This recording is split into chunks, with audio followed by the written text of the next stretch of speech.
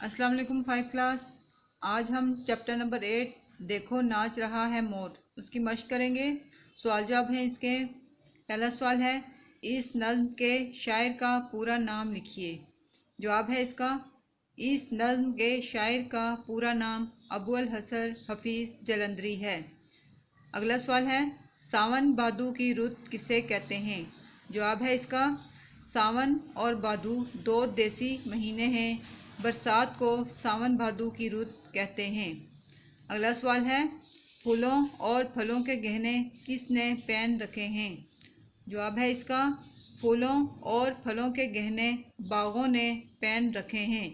फूलों और फलों के गहने बागों ने पहन रखे हैं।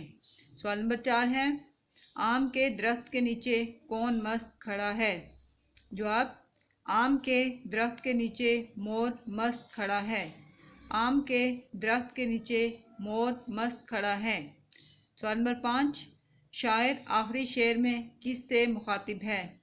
जवाब है, शायर आखिरी शेर में अपने भाई से मुखातिब है कि शोर ना मचाओ क्योंकि मोर नाच रहा है।